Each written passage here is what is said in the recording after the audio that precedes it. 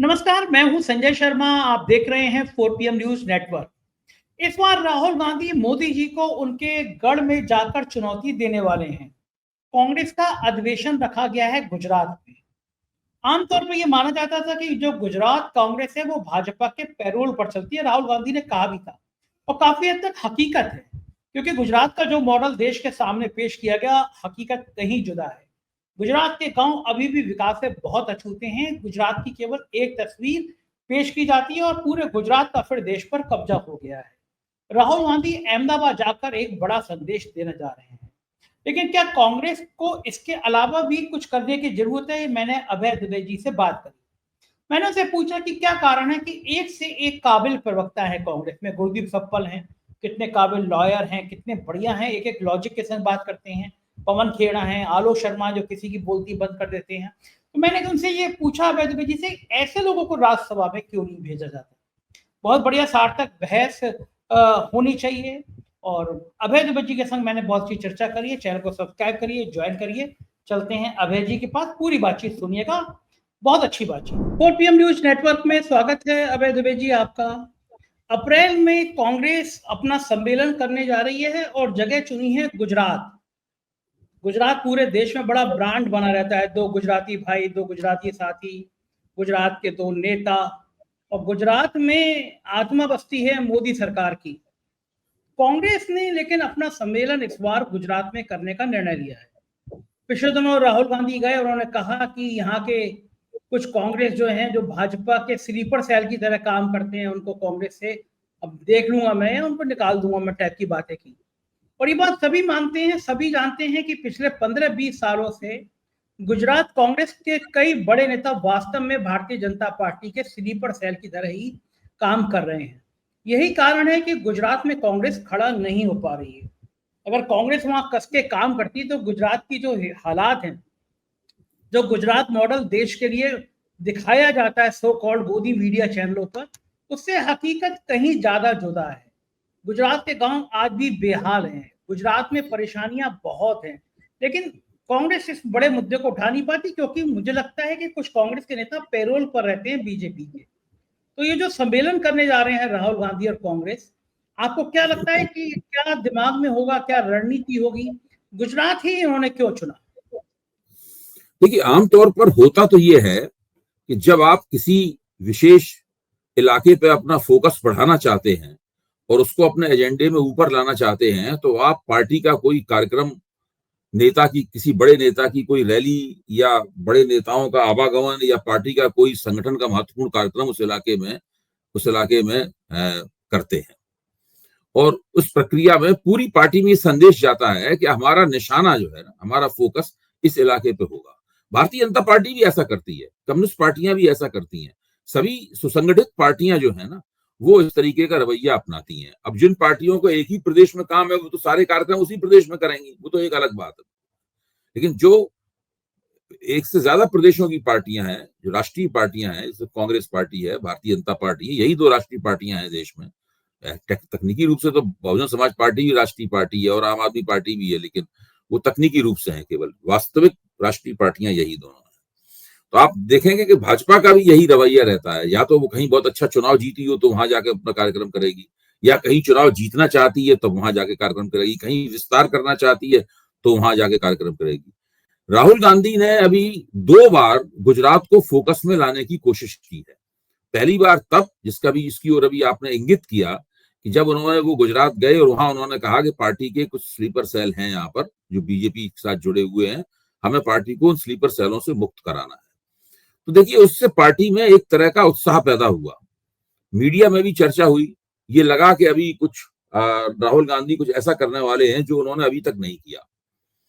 लेकिन कांग्रेस का पुनर्गठन तो उन्होंने जारी रखा, लेकिन स्लीपर सेल पर हमले का अभी भी हम लोग इंतजार ही कर रहे हैं। उन्होंने नहीं किया। यहां तक कि उन स्लीपर सेल को जेर करने के लिए या उनको शर्मिंदा करने के लिए उनकी तरफ सूची ही उनकी कोई जारी कर दी जाती। अगर उनकी सूची जारी कर दी जाती तो उनमें से या तो खुद इस्तीफा देकर भाग जाते लोग, या कुछ कहते नहीं, गलत है सूची में, हमारा नाम, हम तो कांग्रेस के प्रति वफादार है, हमने ये कांग्रेस के लिए काम किए हैं, तो लोग निकल के आते उसके अंदर से। लेकिन ऐसा कुछ भी नहीं किया। राहुल गांधी केवल भाषण देकर रह गए। ये बात सही है, मैं ये मानता हूं कि वो जिला प्रदेश स्तर से लेकर जिला स्तर तक कांग्रेस का पुनर्गठन करने में लगे हुए हैं, और ये एक अच्छी बात है। मुद्दतों से ये काम हुआ नहीं है। बहुत सारे राज्य ऐसे हैं जहां पिछले 8-10 साल से कांग्रेस के जिला अध्यक्ष नहीं है, बावजूद इसके कांग्रेस वहां की भाजपा के बाद दूसरी नंबर सबसे बड़ी ताकत है, या भाजपा से भी बड़ी ताकत है, लेकिन वहां भी कांग्रेस का संगठन इतना अच्छी तरीके से नहीं बनाया गया है। तो ये एक बड़ी भारी समस्या है। अहमदाबाद में ये लोग 2 दिन का कॉन्क्लेव कर रहे हैं, तो उसमें जाहिर है कि सारे बड़े नेता जुटेंगे, कांग्रेस का शीर्ष नेतृत्व भी होगा, जिला स्तर के नेता भी, प्रादेशिक स्तर के सारे नेता तो होंगे ही, और मेरे ख्याल से तो जिला स्तर में से भी पार्टियों का तरीका ये होता है कि वो एक डेलीगेट चुनने का एक तरीका अख्तियार करते हैं, वो यानी इलाकों से। अब सब लोगों को तो उसी कॉन्फ्रेंस में बुलाया नहीं जा सकता, पूरे देश के लोगों को, तो ये होता है कि भाई एक प्रांत से कितने डेलीगेट आएंगे, तो उस प्रांत से 1-2-3 लोग आते हैं या 4 लोग आते हैं, इस तरह से कुछ होता है। अब मुझे नहीं पता कि इसमें क्या तरीका अपनाया गया है, मतलब वहां पर लोगों की नुमाइंदगी का क्या तरीका होगा। किसी पार्टी के सम्मेलन में पार्टी के सारे कार्यकर्ता है, सारे पदाधिकारी तो भाग ले नहीं सकते। अच्छा, अब सवाल ये है कि ये लोग करेंगे क्या वहां पे, उस कॉन्क्लेव में क्या करेंगे। अभी तक जो कांग्रेस की नीति ये रही है कि कांग्रेस अगर कभी ठीक से सक्रिय होती है, पूरे जोश के साथ सक्रिय होती है, तो वो लोकसभा चुनाव के वर्ष में सक्रिय होती है। 2014 की पराजय के बाद में यही देखा जा रहा है। बाकी समय कांग्रेस ठंडी पड़ी रहती है। अगर किसी राज्य में चुनाव जीतती भी है कांग्रेस, तो वो वहां की जो प्रादेशिक इकाई होती है, उसके किसी नेता की सक्रियता के दम पर चुनाव जीतती है। जैसे मान लीजिए कर्नाटक में जब चुनाव जीती थी, तो वहां के नेता सब धुआंधार टूट पड़े थे, उसमें डीके शिव कुमार, सिद्धरमैया, इन सब लोगों ने जम के चुनाव खड़ा किया अपने पैरों पर, और 40% सरकार का आरोप लगाया, प्रचार किया, पहले से तैयारी करके एंटी इनकम्बेंसी तैयार की और भारतीय जनता पार्टी को हरा दिया। ये होता है। जिन इलाकों में प्रादेशिक नेतृत्व कमजोर होता है या गलतफहमी में होता है, वहां कांग्रेस चुनाव जीतने की संभावनाओं के बावजूद हार जाती है। जैसे हरियाणा में हुआ, हरियाणा में जीता जाता चुनाव आप हार गए। महाराष्ट्र में वहां के प्रादेशिक नेतृत्व ने इतने सुस्त तरीके से, अनमने तरीके से चुनाव लड़ा कि वहां भी चुनाव आप जीतने की स्थिति में थे। आप हारे ही नहीं, बल्कि बहुत बुरी तरह हारे। हरियाणा में तो तब भी कांग्रेस का प्रदर्शन, ये नहीं कह सकते कांग्रेस बुरी तरह हारी, वो शॉक डिफीट थी कांग्रेस की, लेकिन बुरी तरह नहीं हारी। लेकिन महाराष्ट्र में तो देख के लगता है कि शायद कांग्रेस कभी जीतने की वहां स्थिति में थी ही नहीं। बीजेपी हर वक्त बहुत ही ज्यादा उससे आगे थी। अच्छा, अब पिछले चुनाव का जो उदाहरण है वो हमें बताता है कि राहुल गांधी ने लोकसभा चुनाव नजदीक आते देखकर एक पदयात्रा का आयोजन किया, जिसको हम भारत जोड़ो यात्रा के नाम से जानते हैं। उसका दूसरा चरण भी हुआ, जिसमें इतनी बड़ी बात नहीं हुई, लेकिन भारत जोड़ो यात्रा तो एक बड़ी बात थी। उससे राहुल गांधी को बहुत फायदा हुआ, कांग्रेस को बहुत फायदा हुआ, और अच्छे इन्होंने गठजोड़ बनाए विभिन्न प्रांतों में, और कांग्रेस ने अपनी सीटें दोगुनी कर ली। मैं समझता हूं कि कांग्रेस का जो संगठन है सारे देश में, उसमें ये एक अच्छा प्रदर्शन था। अगर भारतीय जनता पार्टी ने कुछ गड़बड़ियां न की होती और चुनाव आयोग के साथ मिलकर कुछ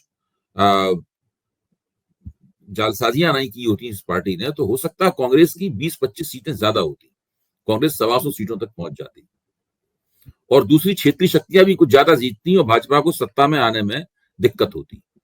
मैं ये मानता हूं कि भाजपा सत्ता में आने से सत्ता से वंचित होने में एक कदम दूर ही रह गई थी इस चुनाव में। ये स्थिति थी भारतीय जनता पार्टी की। अब जो लोकसभा चुनाव का वर्ष है वो तो बहुत दूर है, वो तो 2029 में होगा लोकसभा चुनाव। तो कांग्रेस ने वो क्षमता खो दी है कि वो 1-2 लोकसभा चुनावों के बीच में कैसे काम करे। भाई असली 5 साल की अवधि होती है। 5 साल की अवधि में आप पार्टी में कैसे उत्साह कायम रखेंगे, आप पंचायत के चुनावों से लेकर विधानसभा के चुनावों तक कैसे चुनावों को जम के लड़ेंगे। भाजपा इस काम को करती है। भाजपा में कभी भी ये नहीं होता कि भाई एक चुनाव हार गए तो हम घर पे बैठ जाएं हाथ रख के, या एक चुनाव जीत गए तो हम खुशी में इतने मस्त हो जाएं कि अब हम और कुछ करें ही ना। मतलब तो भाजपा इसमें लगी रहती है। कांग्रेस ने ये क्षमता खो दी है। किसी जमाने में कांग्रेस में भी ये क्षमता होती नहीं। देखा जाए तो कांग्रेस से ही सीखा है सारी पार्टियों ने। कांग्रेस सारी पार्टियों के लिए एक पाठशाला रही है। ज्यादातर पार्टियां कांग्रेस से निकली हैं, कांग्रेस से जुड़ी रही हैं।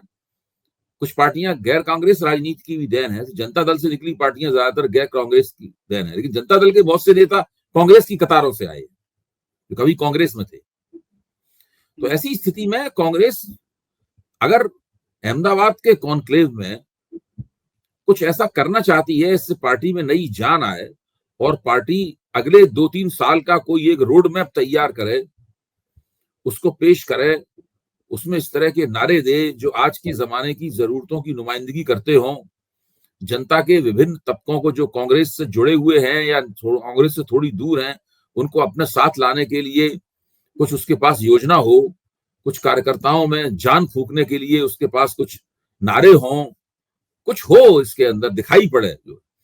बस उसी कॉन्क्लेव में ही ऐलान कर दिया जाए कि ये स्लीपर सेल हमने आइडेंटिफाई कर ली है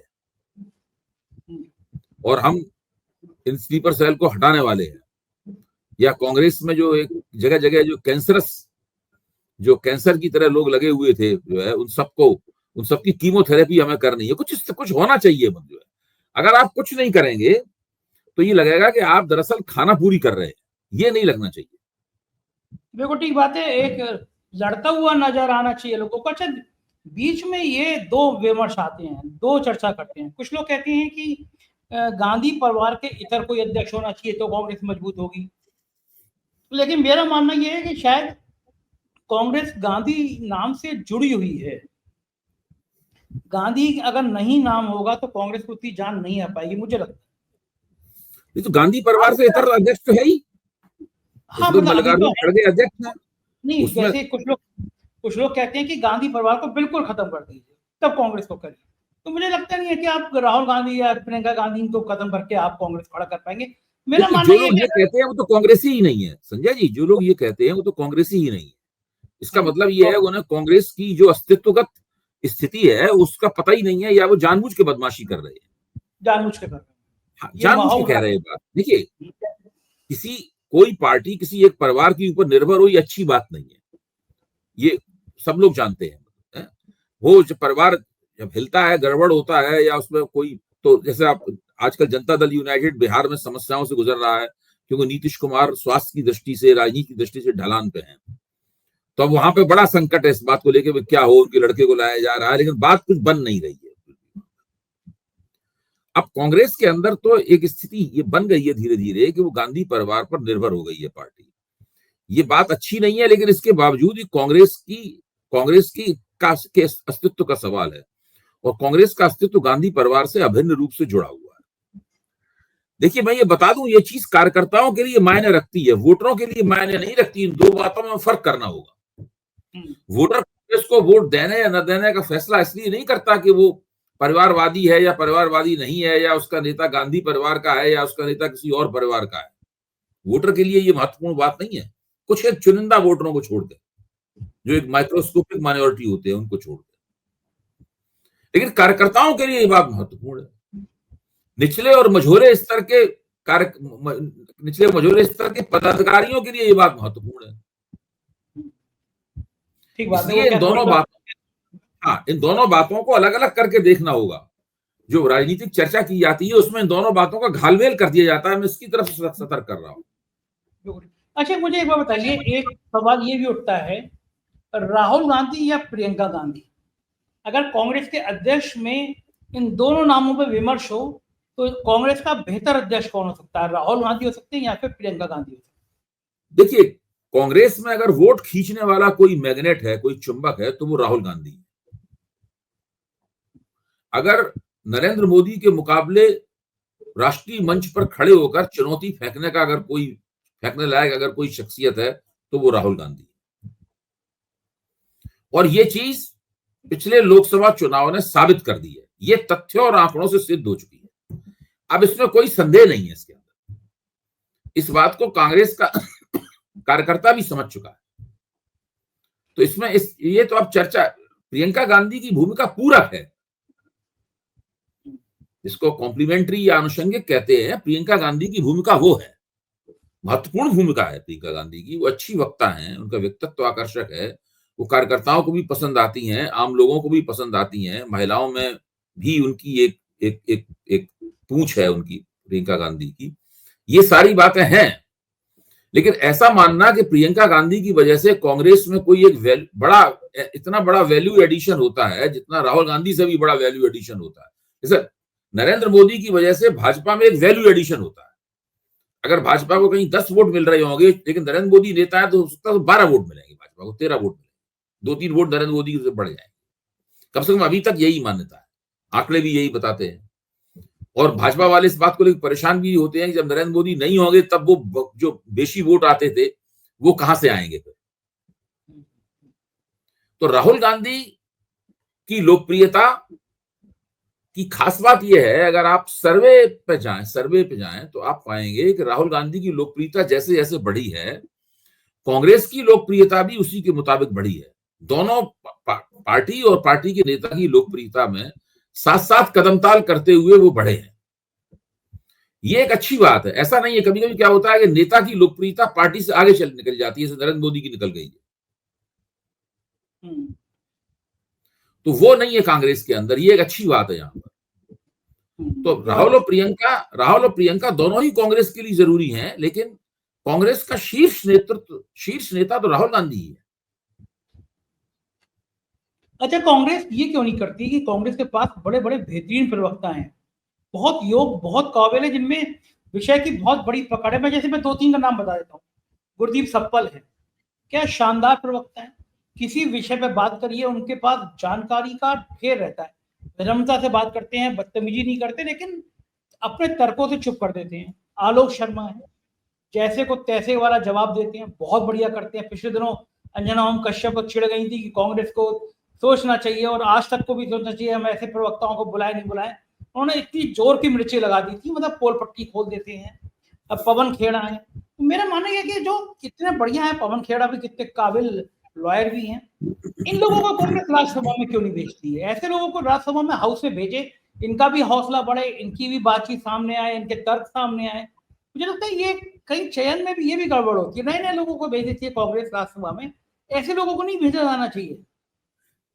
देखिए, मुद्दतें हो गई हैं, मुझे राजनीति पर निगाह रखते हुए, उसकी पर टीका टिप्पणी करते हुए मैं समझने की कोशिश करता रहा हूं। मैं भी अभी तक ऐसा कोई सिक्का बंद फार्मूला नहीं खोज पाया हूं जिसको लगा के मैं पता लगा सकूं कि कौन सी पार्टी राज्यसभा में लोगों को क्यों भेजती है। अब आम आदमी पार्टी ने राज्यसभा में लोगों को भेजा, हमें आज तक समझ में नहीं आया कि भाई इनको जिनको भेजा उनको क्यों भेजा। केवल उसमें एक संजय सिंह है, उनकी तो समझ में आता है भाई इनको भेजा इसलिए, वो जो बिल्कुल साफ लगता है कि भाई ये उपयोगी है पार्टी के लिए और एक तरह से पार्टी के शीर्ष नेतृत्व के हिस्से बन गए हैं वो हैं, तो वो तो बात समझ में आती है। बाकी किसको क्यों भेजा ये मेरी आज तक समझ में नहीं आई। कांग्रेस कैसे राज्यसभा के लिए लोगों को चुनती है मैं नहीं समझ पाया। यहां तक कि बीजेपी में भी मैं नहीं समझ पाता हूं कि बीजेपी में भी कोई ऐसा फार्मूला है। इसमें असल में राज्यसभा में भेजे जाने में बहुत सारी तिकड़में होती हैं, पैसे का बहुत जबरदस्त खेल है इसके अंदर। अब जैसे कि आपको याद होगा कि वीरेंद्र सिंह जी जो हरियाणा के हैं, बड़े नेता हैं हरियाणा के, केंद्रीय मंत्री भी रह चुके हैं, मोदी सरकार में भी केंद्रीय मंत्री रह चुके हैं। एक बार उन्होंने कहा था कि 100 करोड़ रुपया तो कम से कम चाहिए ही राज्यसभा का सदस्य बनने के लिए। 100 करोड़ रुपया कम होता है बताइए? ये सब ब्लैक मनी होती है। जब आप इतना बड़ा पैसे का खेल होगा राज्यसभा सदस्य बनने के लिए, तब फिर क्या कहा जाए इसमें? कुछ किसको क्यों भेजा जाता है, क्या किया जाता है, इसके पीछे के रहस्य क्या है, कौन खोला है इसके रहस्य को? अच्छा, हम लोगों को पता भी हो, हम लोगों अब आप लखनऊ के एक बिल्डर का जिक्र करते रहते हैं, वही कहने जा रहा था कि आप सोचिए समाजवादी पार्टी जब वो राज्यसभा के सदस्य बन रहे थे तो उस चक्कर बहसों में मैं भी शामिल था और मेरी उस वक्त समझ में नहीं आ रहा था कि मैं क्या कहूँ क्या ना करूँ। वो समाजवादी पार्टी से जुड़े रहे, अब वो उनको बीजेपी से हो गए सांसद। ऐसी वैसी कहानी नहीं, एक समाजवादी पार्टी में नेताजी के लिए इटावा में घर बना के दिया आलिशान, वो भी बताया जाता है कि संजय सेठ ने बनाया। फिर उत्तर प्रदेश में गोमती नगर में अखिलेश यादव चाहते थे कि जयप्रकाश नारायण नाम की जी के नाम से एक बहुत बड़ा सेंटर बनाया जाए और इतना शानदार सेंटर बना, 700-800 करोड़ का ठेका था। तो नेताजी के संजय सेठ बड़े प्रिय थे, अखिलेश जी नहीं चाहते थे, लेकिन नेताजी के कहने पे इनकी कंपनी शालीमार को काम दे दिया गया 800-900 करोड़ का। आप समझ सकते हो जब इतना बड़ा ठेका है, वो बन गई पूरी बिल्डिंग, केवल फिनिशिंग रहनी थी, सरकार बदल गई। सरकार बदल गई तो बीजेपी ने आते ही आते योगी जी ने कहा कि इसमें तो बड़ा भ्रष्टाचार हुआ है, 900 करोड़ में 30-40% का तो भ्रष्टाचार है, इसकी जांच गठित कर दी जाती है। लिफ्ट नहीं लगी थी, 11-12 फ्लोर थे। मुझे अभी तक याद है अखबार में रोज फोटो छपती थी, जो विकास मंत्री थे, आवास विकास मंत्री या विकास मंत्री, उनके 2 ड्राइवर कुदाल लेते थे और वो पूरे फ्लोर पे चलते थे, ऊपर जाके खुदाई करते थे, देखो ये कितना बुरी ईंटें हैं, कितना बड़ा गारा है। जांच शुरू हो गई। अब जांच शुरू हो गई, संजय सेठ को लगा हम तो फंस जाएंगे, और लखनऊ में न जाने कितनी सरकारी संपत्ति पे संजय सेठ का कब्जे का आरोप है। पूरी बड़ी बिल्डिंग में 2-2 फ्लोर गलत बनाती, तो भाई साहब ने तुरंत छलांग लगाई। और छलांग कैसे लगती है आपने बता ही दिया कि 100-200 करोड़ का खेल होता है। चर्चा यही थी, भाई साहब ने भी बहुत चढ़ावा चढ़ाया और तुरंत समाजवादी पार्टी से भारतीय जनता पार्टी में आ गए। और जो पूरी बिल्डिंग 1000 करोड़ की बनी खड़ी थी, वो खंडहर में बदलती चली गई अवैध जी। अब क्या हुआ, एक दिन मैं और मेरा बड़े काबिल वकील है हैदर, तो हम लोग जा रहे थे, मैंने हैदर से कहा कि देखो जनता के पैसे की कितनी बर्बादी होती है। जिसने बनाई, जिसने भ्रष्टाचार किया, वो तो चला गया बीजेपी में और उसके दाग खुल गए। ये जनता के पैसे का 1000 करोड़ जो है वो पानी में चला गया। तो हैदर ने कहा मुझसे कि कुछ करती, और मैंने अभय जी उस पर जनहित याचिका दायर कर दी। जो अमित शाह कहते हैं ना कि पत्रकार को एक्टिविस्ट नहीं होना चाहिए, मुझे लगता है कि पत्रकार को एक्टिविस्ट होना चाहिए। तो मैंने अपनी एक्टिविस्ट की भूमिका में PIL कर दी, निरे वकील खड़े किए, लेकिन हाई कोर्ट के चीफ जस्टिस की बेंच थी, सरकार को नोटिस जारी कर दी। अब सरकार ने JPNIC को बनाने के लिए कुछ बजट जारी किया है कि भैया हो जाए, मेरी भी महीने की डेट लगी है। तो आप सही कह रहे हो, राज्यसभा में ऐसे ऐसे धन पशु, ऐसे ऐसे भू माफिया ये आते हैं, राज्यसभा पहुंच जाते हैं। लेकिन मेरा सवाल वही है कि कांग्रेस को तो सोचना चाहिए ना कि जो इस तरह का बढ़िया वक्ता है, जो अपने तर्कों से मोदी जी के मंत्रियों को परास्त कर दे, ऐसे बढ़िया प्रवक्ता दिखने चाहिए हाउस में। तो कम से कम क्या लगता है कि गांधी परिवार को ये पहल करना चाहिए। आप भाई सिद्धांतता मैं आपसे सहमत हूं, लेकिन हम लोग राजनीति जो है वो किताब में छपे हुए सिद्धांतों के आधार पर नहीं होती है। हम लोग वहां से जानकारी प्राप्त करते हैं, उन सिद्धांतों की कसौटी पे हम पार्टियों के नेताओं के आचरण को कसते हैं, लेकिन वो ज्यादातर हम लोगों के प्रयास जो हैं वो सही नतीजे नहीं देते। सिद्धांतता मैं आपसे सहमत हूं, लेकिन इसमें राजनीति के जो व्यवहारिक पक्ष होते हैं, जिनके बारे में दरअसल हम लोगों को कम पता है, जब घटना घटित हो जाती है तब हम कहते हैं ये व्यवहारिक दृष्टिकोण के मुताबिक हुआ। अब भाई कल ही देखिए, जनता दल यूनाइटेड के एक प्रवक्ता से पूछा गया वक्फ बोर्ड के ऊपर कि भाई आप ये पलट क्यों गए, आपने मुसलमानों का पक्ष छोड़ के आप तो कहते थे कि मुसलमानों के हितों का हम बहुत ख्याल रखेंगे उधर। तो उसने जानते क्या जवाब दिया कि दुनिया में एक ही चीज हमेशा होती रहती है, वो है परिवर्तन। Only one thing is constant, that is change. ये बोल दिया मुस्कुराते हुए। सोचिए आप, परिवर्तन की खबरें तो अमेरिका से भी आ रही हैं। कुछ मीडिया रिपोर्ट्स में हवाला दिया जा रहा है कि ट्रंप एलन मस्क को हटाने की बातचीत शुरू करना चाह रहे हैं, और शायद एलन मस्क हटा दिए जाएं, क्योंकि वहां के टेस्ला के शोरूम के बाहर प्रदर्शन हो गए हैं दुनिया भर में। टेस्ला के शोरूम के बाहर तोड़फोड़ हो रही है, लोग नाराज हैं एलन मस्क के रवैये से। तो वहां पे दिल का टुकड़ा जो है ट्रंप एलन मस्क, उसकी भी किनारे किया जा सकता है। तो वहां भी परिवर्तन हो सकता है। देखिए परिवर्तन तो सब जगह हो सकता है, और ट्रंप भी, एलन मस्क को ट्रंप में अगर विवाद होगा तो एलन मस्क ट्रंप को नहीं हटा पाएंगे, ट्रंप ही हटाएंगे एलन मस्क को, वो तो सही बात है। लेकिन अभी तक वहां ऐसी स्थिति नहीं आई है कि ट्रंप एलन मस्क को हटाएं। किसी प्रदर्शन वगैरह से एलन मस्क इस तरह के बहुत से काम करते हैं जिसमें अलोकप्रियता के खतरे हैं। खुद डोनाल्ड ट्रंप ऐसे बहुत से काम करते हैं जिनमें अलोकप्रियता के खतरे हैं। तो ये लोग ये जानते हैं कि राजनीति में ऐसे काम करने पड़ते हैं जिसमें अलोकप्रियता होती है, उसमें धरना प्रदर्शन भी होता है, गाली गलौज भी होता है, मीडिया में खिंचाई भी होती है। तो उसके आधार पर वो अपनी राजनीतिक साथी, राजनीतिक मित्र या उसको नहीं बदलते। एलन मस्क को ट्रंप ने एक बहुत बड़ा काम दे रखा है, और वो बड़ा काम है एफिशिएंसी वाला, कि सरकार, ये वो दरअसल नाम उसका एफिशिएंसी है, डॉज जिसको बोलते हैं, नाम उसका एफिशिएंसी है, लेकिन मकसद उसका ये है कि एलन मस्क को $2 ट्रिलियन बचा के, $2 खरब बचा के देने हैं ट्रंप को। और एलन मस्क लगातार उस क्षेत्र में, उस काम में प्रगति कर रहे हैं। छटाई करने में, सरकार की ब्यूरोक्रेसी को हल्का करने में, जो भारी हो गई है ब्यूरोक्रेसी, लगातार लगे हुए हैं, किस योजना में पैसा जाना चाहिए, किस में नहीं जाना चाहिए। अब यूएस एड का एलन मस्क ने बिल्कुल भूसा ही निकाल दिया है अपने इन कामों से। तो एलन मस्क ये जो काम कर रहे हैं, ये ट्रंप के लिए बहुत जरूरी है। अगर एलन मस्क इसमें सफलता नहीं हासिल कर पाते, तो हो सकता है ट्रंप सोचने लगते हैं कि ये हमारे ऊपर अब बोझ बन गए हैं, इनसे छुटकारा पा लेना चाहिए। आप कह रहे हैं ट्रंप ने एलन मस्क को काम दे दिया। ट्रंप ने तो पूरी दुनिया को काम दे दिया है, पूरी दुनिया में टैक्स लगा दिए हैं। दुनिया का हर देश ट्रंप के काम से परेशान है। चाचा, ट्रंप ऐसे ही काम देते रहेंगे, भारत की ऐसी बैंड बजाते रहेंगे? भाई देखिए, अमेरिका बहुत बहुत कितनी भी आप अमेरिका की निंदा कर रहे हैं, कुछ भी कर रहे हैं, लेकिन दुनिया का सबसे शक्तिशाली देश आज भी अमेरिका है। अभी अखबारों में ये चलन चल गया है कि अमेरिका जो है वो एक डिक्लाइनिंग इंपीरियलिस्ट कंट्री है, मतलब एक ऐसा साम्राज्यवादी देश है जिसका रुतबा धीरे धीरे खत्म हो रहा है। अच्छा, वो लोग और ये ट्रंप के बहुत सारे कामों के बारे में कहते हैं, इससे अमेरिका में महंगाई फैल जाएगी, ये देखो अमेरिका का स्टॉक एक्सचेंज इतने % गिर गया, ये हो गया, वो हो गया। मैं ये मानता हूं कि जब तक 6 महीने से 1 साल तक ट्रंप को देख ना लें हम लोग, तब तक उनके बारे में इस तरह का कोई फैसला नहीं देना चाहिए।